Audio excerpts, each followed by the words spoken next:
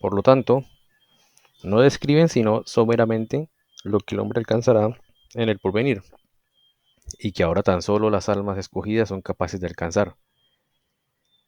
El versículo que sigue se refiere al yo espiritual. Bienaventurados los que como primer principio espiritual desenvuelven el yo espiritual, porque ellos serán llamados hijos de Dios. El primer principio de la tríada superior ya está con ellos. Ahora son reflejos exteriores de la divinidad. Después se explica particularmente que sólo los escogidos pueden alcanzar el respectivo grado de desarrollo, aquellos que comprenden claramente lo que el futuro ha de traer para la humanidad en general. Lo que los hombres del futuro podrán llamar plena acogida del Cristo en su interior, ya existe para algunos escogidos. Pero como son pocos, no los comprenden los demás, y de ello resulta que son perseguidos. Por consiguiente, el versículo reza: Bienaventurados los que padecen persecución por causa de la justicia, porque de ellos es el reino de los cielos. A la última meta se alude particularmente para los discípulos más íntimos. Es el desarrollo que se refiere al hombre espíritu, como noveno principio del ser humano. Bienaventurados sois cuando os vituperaron y os persiguieron por mi causa, mintiendo. En estos maravillosos versículos, que se refieren a los nueve principios de la naturaleza humana, se caracteriza de esa manera cómo se desarrolla el yo al transformarse en un yo con las fuerzas del Cristo. Grandiosa y majestuosamente se explica en el Evangelio de Mateo, después de la escena de la tentación, cómo obra la fuerza del Cristo para los nueve principios del ser humano. Primero, como obra en el presente, pero también en el futuro próximo, para lo cual son llamados hijos de Dios, los muy pocos que ya ahora son iluminados por el yo espiritual. Se nota lo maravilloso, las palabras bien definidas para los primeros vehículos que ya existen, y por otra parte lo indefinido de los últimos versículos que consideran el desarrollo futuro. Pero aquí también se presenta lo superficial. Si elogiamos el libro ya mencionado, encontramos unas páginas más adelante un capítulo llamado Las Bienaventuranzas, con una referencia a un tal Enoc, que no es el comúnmente mencionado, y en ese capítulo se enumeran las 9 bienaventuranzas. El autor de dicho libro afirma que ese documento se habría escrito en los primeros tiempos de la era cristiana, y él supone que el profundo documento que acabamos de caracterizar pudiera haber sido copiado de las siguientes bienaventuranzas de Enoc el Lao. Dos puntos. Primero, bienaventurado el que teme el nombre del Señor e incesantemente sirve ante su presencia, etcétera, etcétera. 2. Bienaventurado el que emite un recto juicio por causa de la justicia, no por recompensa, a él mismo se le juzgará con justicia. 3. Bienaventurado el que da de vestir a los desnudos y su propio pan a los hambrientos. 4. Bienaventurado el que emite un recto juicio para el huérfano y la viuda y quien ayuda al damnificado. 5. Bienaventurado el que se aleja del sendero errante de este mundo vanidoso y emprende el recto camino que conduce a la vida eterna. 6. Bienaventurado el que siembre semilla buena, pues cosechará 7 veces lo sembrado. 7. Bienaventurado el que vive en la verdad para que diga la verdad al prójimo. 8. Bienaventurado el que tiene amor en sus palabras y misericordia en el corazón. 9. Bienaventurado el que comprende todo cuanto dice el Señor y alaba a Dios, nuestro Señor, etcétera, etcétera. No cabe duda de lo bello de estas sentencias.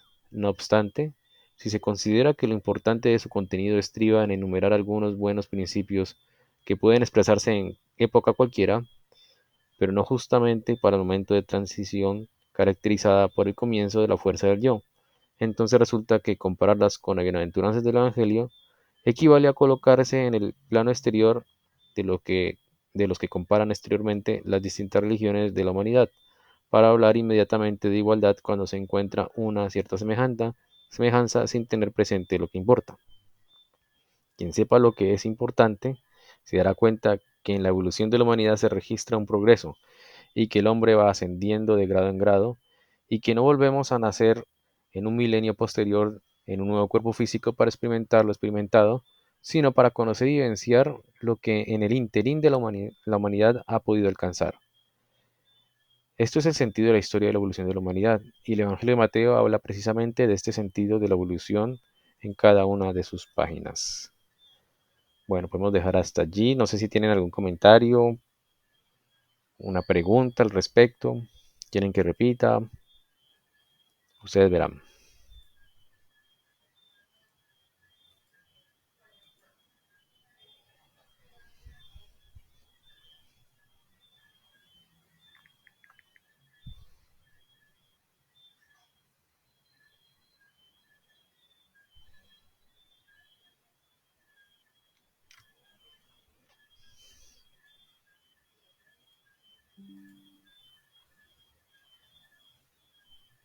Bueno, entonces, más o menos lo que yo entendí de eso que se leyó, se podría decir que las bienaventuranzas que dio Cristo Jesús en el Sermón del Monte fue hace 2000 años.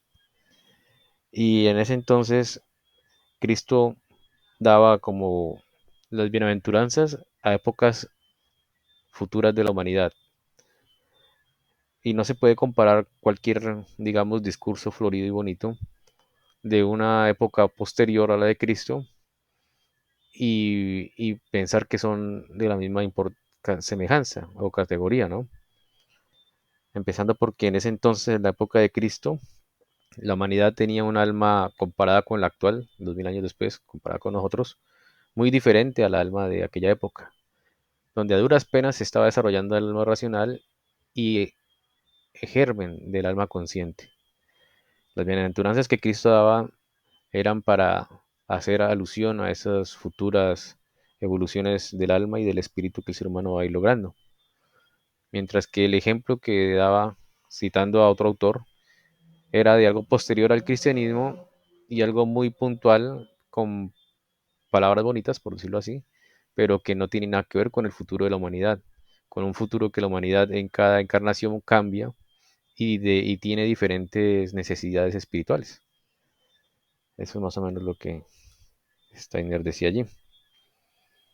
Bueno, continuando con el capítulo 10, dice así: las bienaventuranzas y las curaciones, el nuevo esianismo. Ese es el capítulo el párrafo del capítulo 10, el título del capítulo 10. En las últimas conferencias hemos explicado que el Cristo Jesús ha dado la evolución de la humanidad, el desarrollo paso a paso de las fuerzas y facultades del yo que el hombre en los misterios antiguos solo había podido alcanzar a través de un apagamiento de su yo. Para volver a caracterizarlo claramente, podemos decir: en toda iniciación antigua fue posible elevarse al mundo espiritual, a los reinos de los cielos, pero debido a las peculiaridades de la evolución precristiana, este ascenso a los reinos de los cielos no pudo efectuarse manteniendo plenamente consciente la verdadera entidad del yo, en el mismo estado en que ella se halla frente al plano físico sensible. Hemos de distinguir los dos estados del alma humana. Por un lado, el que actualmente el hombre normal conoce como su conciencia desde el despertar hasta el dormirse, en que percibe los objetos del plano físico sensible, y por otro lado el estado del alma con el yo opaco sin clara conciencia de la yoidad. Dentro de este estado del alma el hombre ascendía en los tiempos, en los antiguos misterios, a los reinos de los cielos. En el sentido de lo predicado, primero por Juan el Bautista y luego por Cristo Jesús mismo, estos reinos del cielo debieron descender a la tierra a fin de que la humanidad recibiera el impulso para la evolución en que, al mantenerse la fuerza común del yo, puedan vivenciarse los mundos superiores. Por ello es lo más natural que los informantes del acontecimiento de Palestina nos relaten todos los procedimientos que fueron sometidos los iniciandos de los antiguos misterios, pero que al mismo tiempo se nos indique que en todo esto hay una nueva característica: el hecho de que ahora se trata del estado del alma en que el yo se mantiene plenamente consciente. Desde el punto de vista, hemos caracterizado en la conferencia anterior las 9 bienaventuranzas en el Sermón del Monte. Podríamos seguir considerando lo que dice el texto del Evangelio de Mateo según la traducción del arameo al griego, no muy exacta, por cierto, pero aún lo poco exacta versión griega que nos deja sentir que incluso en la continuación del Sermón del Monte se alude claramente a lo que en los tiempos pasados el hombre vivenciaba con su yo opaco. Pero tal cosa solo se comprende realmente si se toma en cuenta el uso de los términos antiguos. Estos últimos no se empleaban como actualmente se suelen usar nombres o términos, sino con conocimiento de lo esencial de que se trataba. Justamente en cuanto a los términos del Sermón del Monte, se nota con claridad que el Cristo se consideraba a sí mismo como dador de la conciencia del yo en un nivel más alto que el anterior, una conciencia que en sí misma puede vivenciar los reinos de los cielos. Bueno, de ahí tienen alguna pregunta, comentario.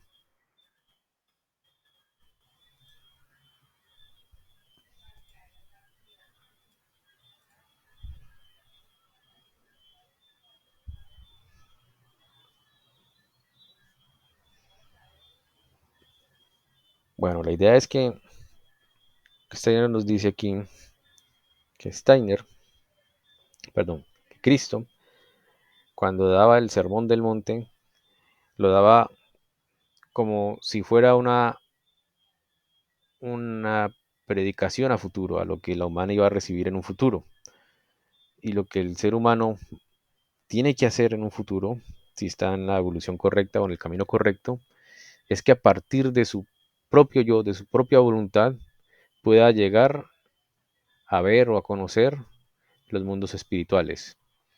Antes se hacía de una manera muy complicada, que es lo que hemos relatado, que se ha relatado en muchas series de conferencias, que la persona tenía que involucrarse o unirse a un grupo, a una escuela de misterios que era muy secreta, muy difícil de entrar, y cuando entra, el proceso para llegar a la iniciación era muy complicado, muy difícil, porque se necesitaba procedimientos muy elaborados, como el que ya hemos hablado, que se requería de un maestro que colocara al iniciando en un estado como de casi 3 días de muerte, y además un proceso anterior de preparación muy riguroso que, que digamos en su momento era adecuado por las diferentes aptitudes del alma humana que había en esa época. Ahora el ser humano tiene un yo un consciente más superior al comparando con los 2000 años de historia hacia atrás, que era un alma muy diferente, incluso inferior en ciertos aspectos, porque no tenía desarrollada el alma racional ni el alma consciente.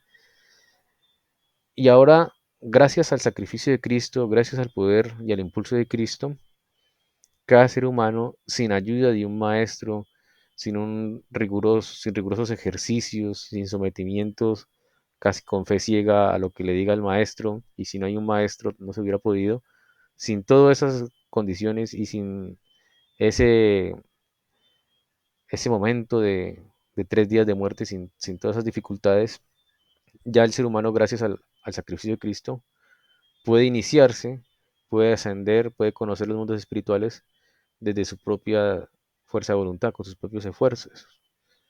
Y eso se debe a que Cristo, como se dice en los evangelios, ha traído, digamos, el reino de los cielos a la tierra, al hombre. Ya el ser humano no tiene que hacer un esfuerzo especial y duro, sino que ya el reino del cielo está allí. Solamente falta entrar con la propia fuerza de voluntad, por supuesto, aceptando el amor de Cristo y sus preceptos. Esa es como la idea general. No sé si alguien tiene algún comentario adicional, pregunta o continúo con el texto.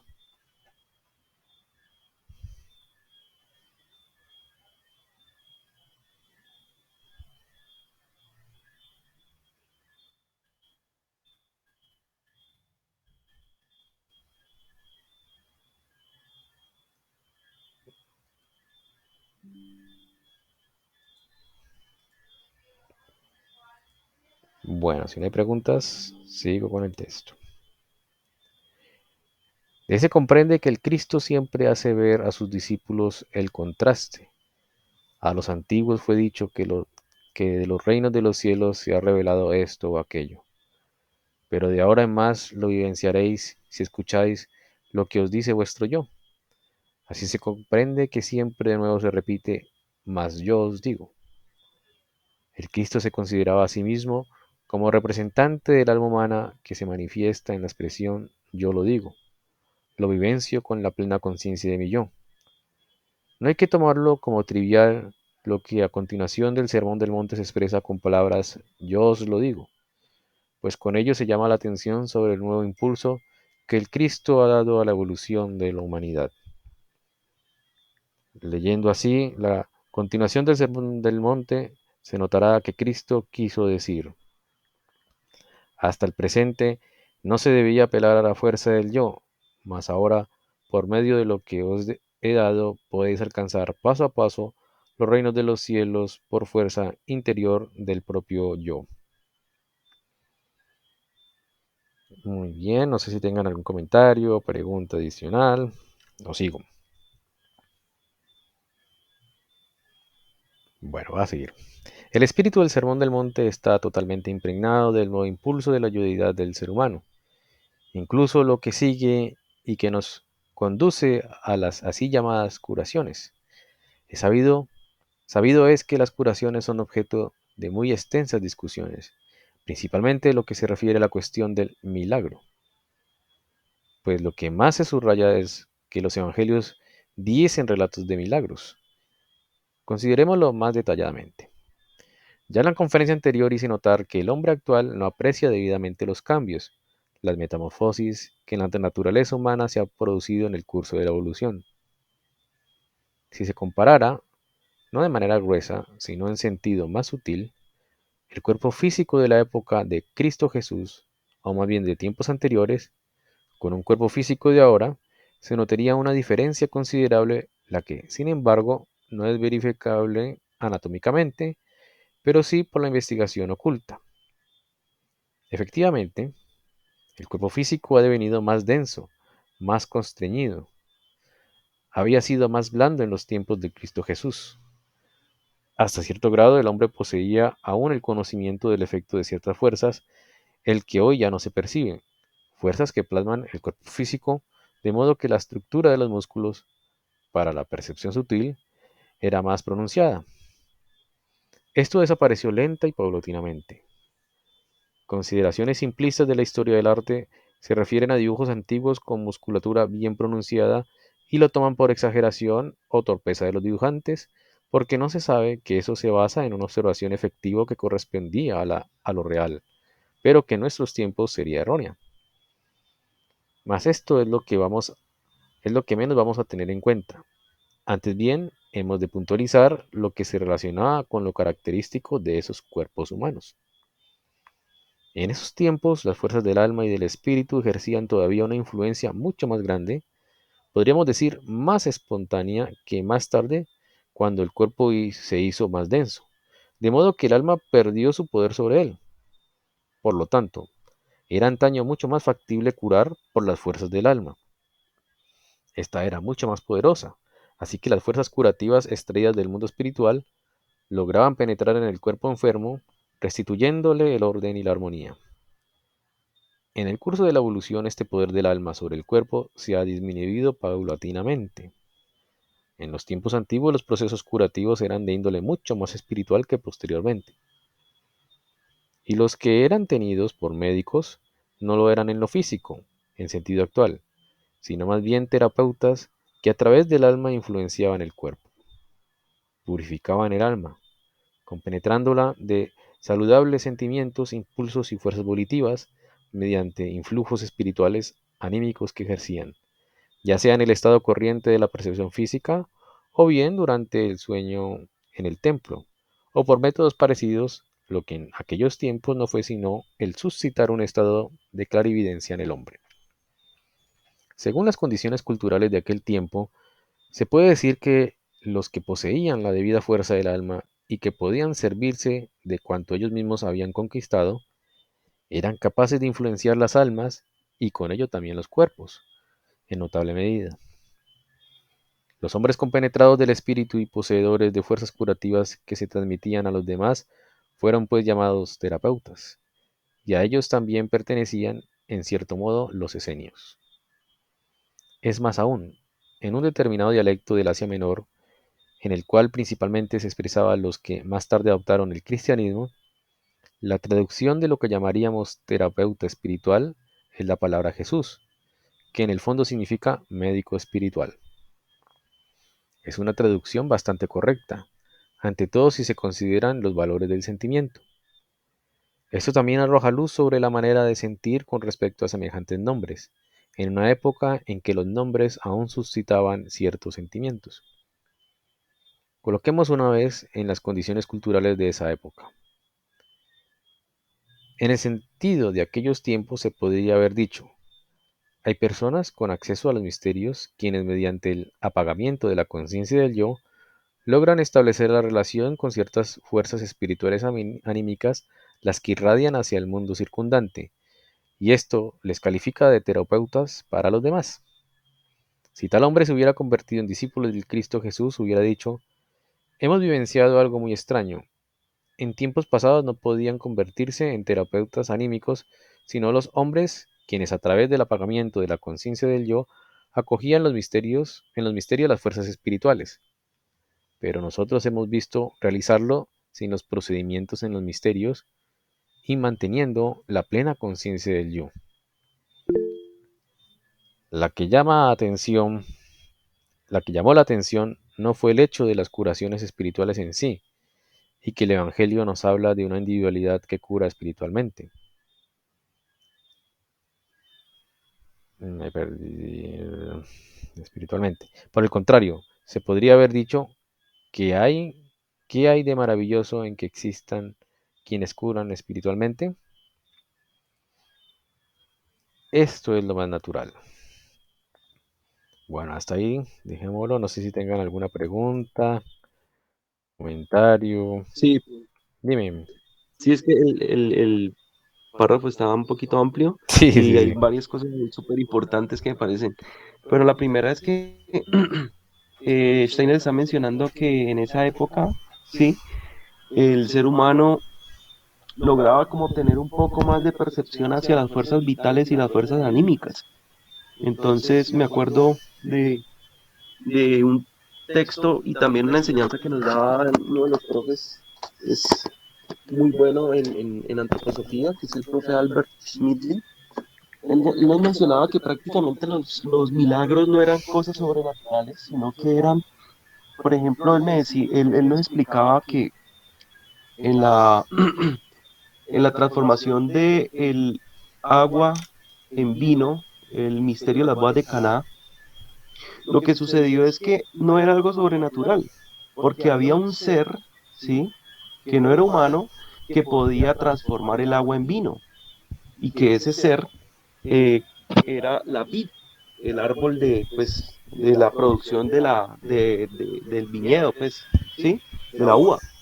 Entonces, que el Cristo con sus conocimientos y sus fuerzas etéricas y anímicas podría transmutar, ¿sí?, en procesos alquímicos esa transformación de agua en vino, así como la vid transformaba el agua, la luz y la glucosa, la transformaba en uva, en fruto. Entonces que realmente no había como algo ahí sobrenatural y algo que no, sino que era un entendimiento de esas fuerzas vitales y esas fuerzas anímicas que lograban que, digamos, ese ser, ese Cristo, ese Dios, pudiera transformar todo, o sea, como catabolizar todo más rápido para crear el agua en, en vino, siendo el luz y tomando pues esos conocimientos alquímicos antiguos. Eso como primer punto. Y como segundo, pues destacar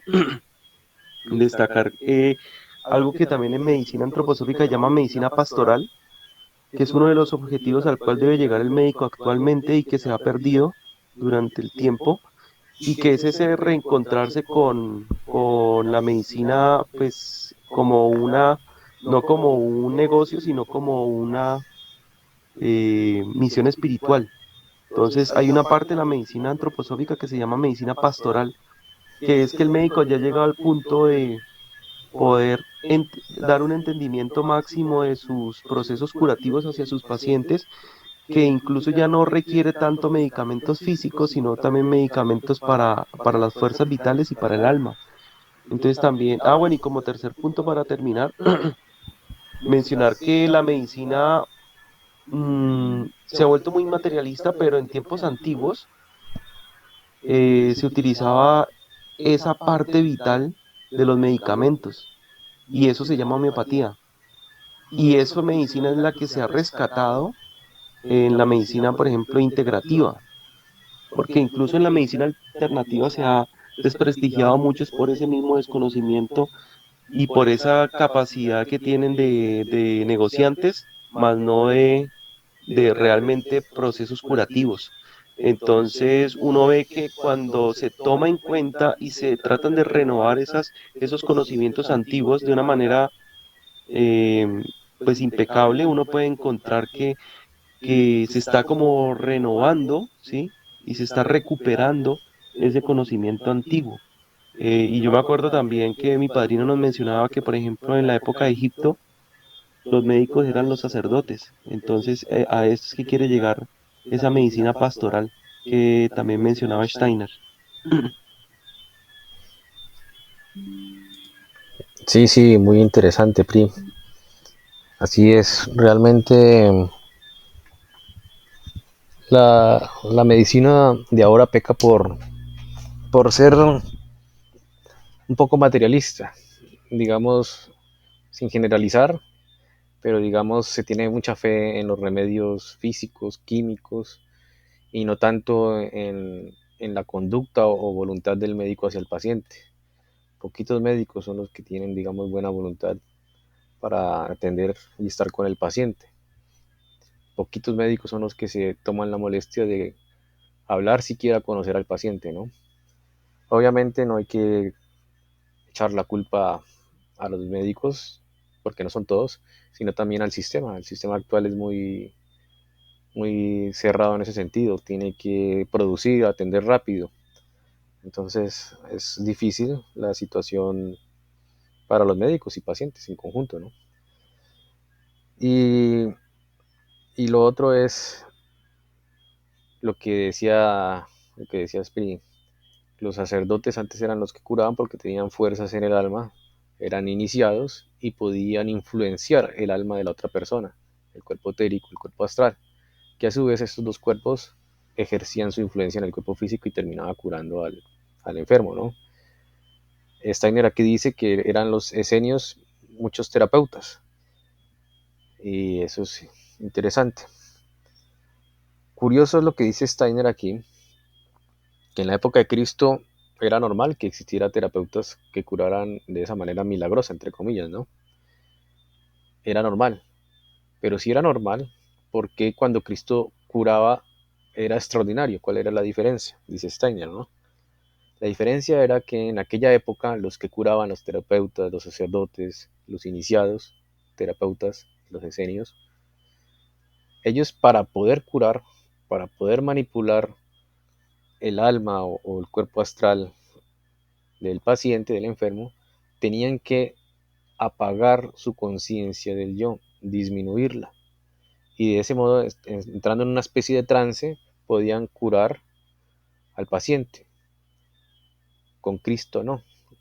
Los santos, los primeros cristianos, Cristo, cuando curaba, curaba con plena conciencia del yo, en estado de vigilia, no en estado de trance. Y eso hacía que fuera asombroso la curación de Cristo frente a los demás terapeutas que también hacía curaciones. Entonces, esto es lo que está relatando aquí Steiner. Bueno, muy bien, no sé si tengan alguna pregunta, comentario adicional o continuamos.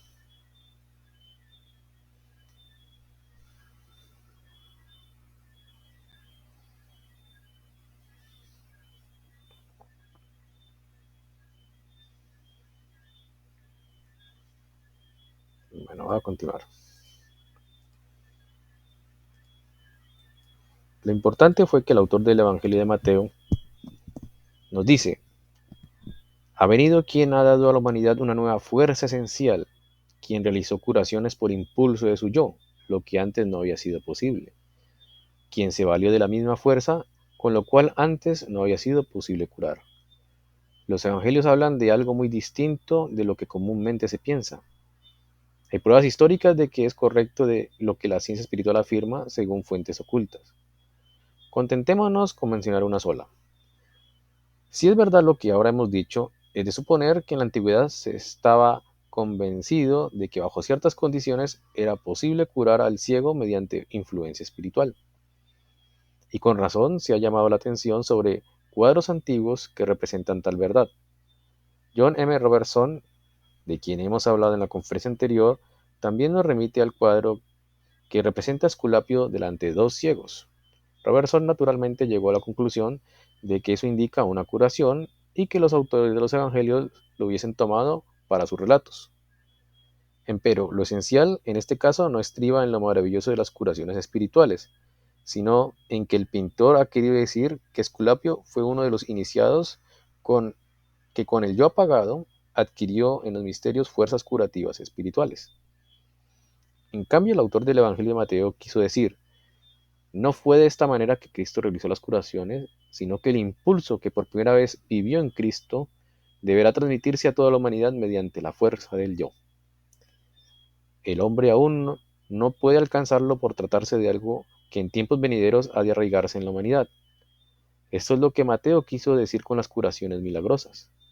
La conciencia oculta me permite decir, no ha sido la intención del evangelista describir milagros, sino hechos naturales que se entienden por sí mismos, solo que estos se realizaron de una nueva manera. Así se presentan las cosas y realmente las describimos con escrupulosidad científica. En verdad resulta que el más profundo malentendido ha sobrevenido con respecto a los evangelios. ¿Cómo ha de seguir el relato para que concuerde con la realidad?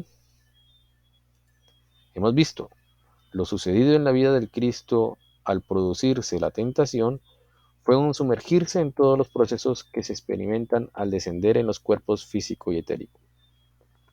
También hemos visto que la fuerza que irradia de dichos cuerpos pudo actuar tal como se manifiesta en el Sermón del Monte, como asimismo en las curaciones. Además, la fuerza del Cristo Jesús obró de la misma manera como en los misterios obraba la fuerza del iniciado, y de esa misma fuerza pudo formar las facultades de los discípulos. Naturalmente, el Cristo debía formarlos de una manera singular.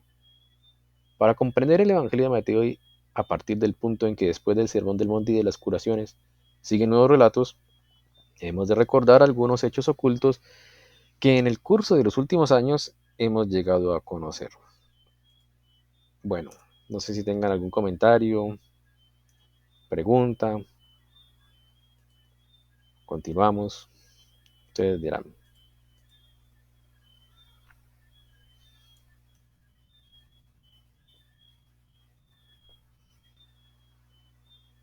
Es como interesante lo de lo de Esculapio, ¿no? Porque pues es, o sea, digamos lo que uno piensa es que es un ser de mitología, pero entonces dentro de la mitología también hay un tema que es muy interesante porque era un semidios, o sea, él era hijo de Apolo y una humana, y él, la historia pues mitológica es que mm, Apolo mata a la mamá pues, de Asclepio o Esculapio, que es lo mismo, pero porque la había visto con una infidelidad. Y entonces ella le dice en una frase como que si me hubieras matado a mí no hubiera pasado nada, pero en este momento has matado a dos personas. Entonces ahí Apolo como que se asusta y ahí es que supuestamente le enseñan a uno que es como la primer cesárea, porque ya cuando está el cuerpo de la humana ya inerte, Apolo coge y la abre y saca al bebé que es Asclepio. Y entonces ahí es que le dice a Quirón y a los centauros pues que lo eduquen. Entonces, Asclepio es como un semidios en la mitología y fue educado pues con todas las artes de los centauros que eran como los más sabios en todas las artes, ¿no? Y entonces allí lo que comentan es que después de que ya cuando estaba joven él descubrió una forma de sacar los muertos del Averno. ¿Del Averno, Pris, que dice? ¿El infierno? Creo que sí, Sí, en el lenguaje hebreo, creo que sí. sí. Y entonces empieza a sacar a muchos muertos del infierno y resulta que Zeus se da cuenta y Zeus siendo el abuelo lo mata. Entonces ahí después Apolo se pone súper, pues, se pone súper enfadado con Zeus y entonces Zeus ahí decide enviarlo a las estrellas. Entonces por eso ahí es que es la constelación de Ofiuco. Pero entonces es interesante lo que que estaba pensando porque Asclepio viene siendo como un semidios, o sea que se le está dando como mucha importancia a ese ser y según Steiner pues menciona que era un ser también muy avanzado, ¿no? Entonces me pareció como interesante. Sí, es bastante interesante y muchas veces cuando se habla de semidios o héroes, porque eran hijos de Dios y humano, eso significa, según el relato mitológico, no siempre, ¿no? Pero la gran mayoría de las veces, cuando era descendencia, un héroe o un personaje importante de la mitología era hijo de Dios y ser humano, salía un héroe. Pero eso significaba, en muchos casos, que era un iniciado, una persona que se logró iniciar, que logró tener contacto con los mundos espirituales. Entonces Esculapio, o Fiuco, es el mismo, digamos, ser que logró con mucho esfuerzo iniciarse, logró alcanzar esa visión del mundo espiritual, adquirió ciertas facultades curativas en el proceso y por eso era héroe, iniciado y semidios. Lo mismo con Hércules. A Hércules, la mitología de Hércules, la leyenda es muy chévere, es muy rica en literatura, pero el relato de cómo él fue que quiso ser semidios o inmortalizarse es muy chévere. No sé si se acuerdan o se las narra todo carrera. Súper, si la puedes narrar, Pri, bacanísimo. Ah, ok. Sí, sí, muchas gracias. Ok, ok. Él tuvo una visión o un encuentro de dos figuras femeninas, una agradable a la vista y otra no tan bonita. La agradable a la vista, una muchacha bonita, una figura, era una diosa y, bueno, no sé si diosa, era un espíritu que le prometió, bueno, si usted me elige a mí, le voy a dar todos los placeres en vida, todo el dinero en vida, toda la diversión en vida, va a vivir sabroso. Pero la otra le dijo, no, si usted me elige a mí, si elige mi camino, usted le va a tocar muy duro en la vida, le va a tocar esforzarse mucho, va a tener trabajos difíciles, pero a cambio le voy a dar alma inmortal. Y Hércules eligió ese camino, el de las dificultades y trabajos, para luego volverse inmortal. El caso es que la leyenda creo que es de Hesiodo, que la narra en mitología de Hesiodo. Elige a ella, le tocó los 12 trabajos que todo el mundo conoce, esas dificultades que tuvo Hércules, los 12 trabajos de Hércules. Y al final, Zeus, en premio, lo inmortalizó y lo llevó al cielo con la constelación de Hércules. Esa es como la historia de ese suceso de Hércules. Entonces, muy Buenísimo, interesante. ¿no? Sí, sí, sí, Uy, chévere. sí, muy interesante. Ujú. Sí. Y ahí entre líneas se lee que para lograr la inmortalidad del alma hay que elegir el camino estrecho, las dificultades, el trabajo, no los placeres. Entonces es interesante. Bueno, muy bien, así tengan algún comentario adicional, pregunta, o dejamos allí porque ya hemos leído bastante. Ustedes dirán. Ve, Pri, ¿hay algún como texto de Steiner que hable como de esa parte de algunas mitologías? Bueno, yo tengo uno que es de Steiner, que se llama Mitos y Sagas, pero no sé si en ese todavía no. Ese lo acabé de conseguir, incluso si lo quieren, aquí está la orden. Ah, Pero gracias, primo. sí, mira que aquí viendo está la primera conferencia que son mitos y leyendas nórdicas. La segunda es como mitos persas. La tercera es como el desarrollo de los órganos del cuerpo humano. La cuarta son como sagas germanas. otra mitología germana y persa, después sigue capítulos del Génesis, y por último uno que me parece súper bueno para leer en algún momento, que es magia blanca y magia negra, pero Buenísimo. mira que no aparece como, digamos, esa leyenda. Sí, sí. El de Hércules, lo que les acabo de narrar, no lo he leído de Steiner, sino que del libro de mitología de Hesiodo. Ahí está la leyenda de... Hay muchas leyendas, y Hércules tiene muchas, y está esa mitología de... Yo a ver si lo consigo en PDF y se los mando para que lo lean ahí. Uy, súper, Pri. Muchas gracias. Ok, ok. A Uy, ustedes, muchas gracias. no, a ustedes por participar. ¿Les parece bien si dejamos allí para no adelantarnos a Vladimir y a Malena? ¿Listo? Ok. Ay, sí, sí, perfecto. Sí. Ok. Bueno, feliz Bueno, noche, muchas gracias por participar. un Bueno, abrazo, feliz noche. feliz noche. Igualmente, Muchas Gracias, a gracias. cuídate. ustedes, muchas gracias, que Que estén Chao, bien. Pri. descansen. Bueno, Igualmente, saludos y bendiciones. Chao. Gracias, lo mismo. Chao. Ok. gracias. Chao.